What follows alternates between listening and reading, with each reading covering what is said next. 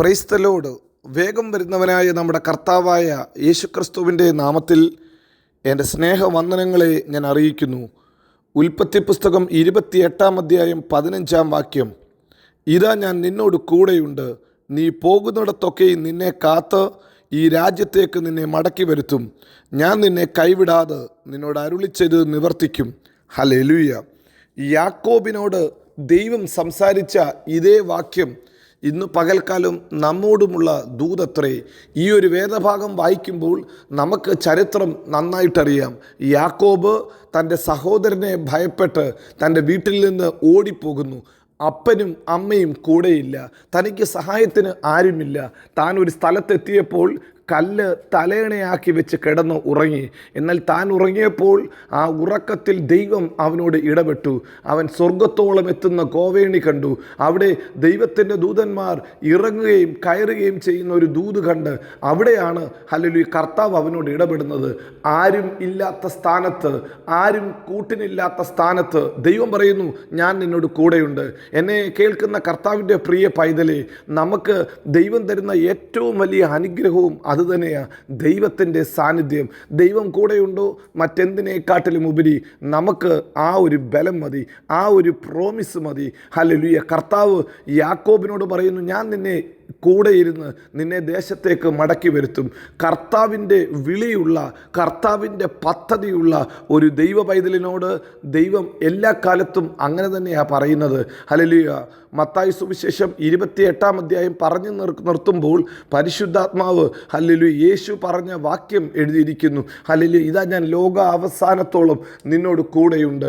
ഞാൻ ലോകത്തിൻ്റെ അവസാനത്തോളം ഒരു ദൈവ പൈതലിനെ കൈവിടാതെ കൂടെ ഇരിക്കുന്ന ഒരു ദൈവം, അതാ നമ്മുടെ കർത്താവ്. അവൻ്റെ പേര് ഇമ്മാനുവേൽ എന്നത്രേ. ഈ രാവിലെ സമയത്തും നമുക്കും പ്രാർത്ഥിക്കേണ്ടതിന് അതിനു വേണ്ടിയാ. കർത്താവേ, നിൻ്റെ സാന്നിധ്യമില്ലാതെ ഞങ്ങളെ എങ്ങും അയക്കരുതേ. ദൈവത്തിൻ്റെ സാന്നിധ്യമുണ്ടോ, ആ സാന്നിധ്യം നമുക്ക് വേണ്ടി ചെയ്യുന്നത് അത്ഭുതത്തിൻ്റെ കാര്യമത്രേ.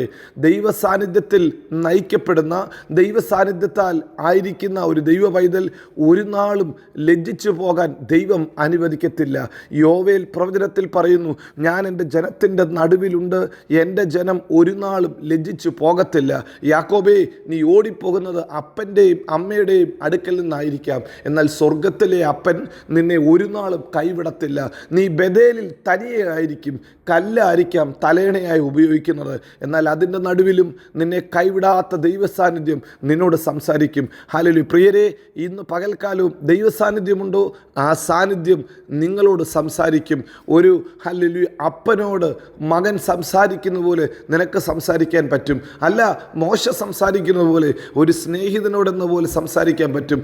ദൈവത്തിൻ്റെ സാന്നിധ്യമുണ്ടോ, ഹല്ലേലൂയ ആ ശബ്ദം നിനക്ക് കേൾക്കാൻ പറ്റും. ഇന്ന് പകൽക്കാലവും എത്ര പേര് പ്രാർത്ഥിക്കും, കർത്താവേ, നിൻ്റെ സാന്നിധ്യം എനിക്ക് വേണം. ആ സാന്നിധ്യം നമ്മോട് സംസാരിക്കും.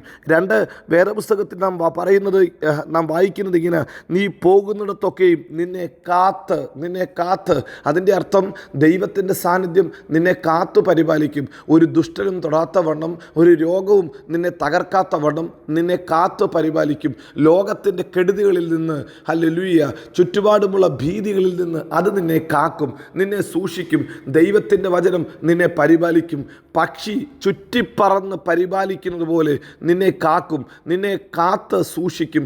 കർത്താവിൻ്റെ സാന്നിധ്യമുണ്ടോ, അത് നിനക്ക് ചുറ്റും അഗ്നിമതിലായിരിക്കുമെന്ന് സെക്കറിയ പ്രവചനത്തിൽ നാം വായിക്കുന്നുണ്ട്. കർത്താവിൻ്റെ ഹല്ലേലൂയ പട്ടണത്തിന് ചുറ്റും ഹല്ലേലൂയ അവൻ്റെ സാന്നിധ്യം ഒരു അഗ്നി മതിലായിരിക്കും, തീ മതിലായിരിക്കും. അതുകൊണ്ട് ദുഷ്ടന് വെറുതെ കയറി വരാൻ പറ്റത്തില്ല. കാണുന്നവർ വിചാരിക്കും ഇത് മതിലില്ലാത്ത പട്ടണം, എന്നാൽ കർത്താവിൻ്റെ സാന്നിധ്യം ഹല്ലേലൂയ അവർക്ക് ചുറ്റും തീ മതിലായിരിക്കും.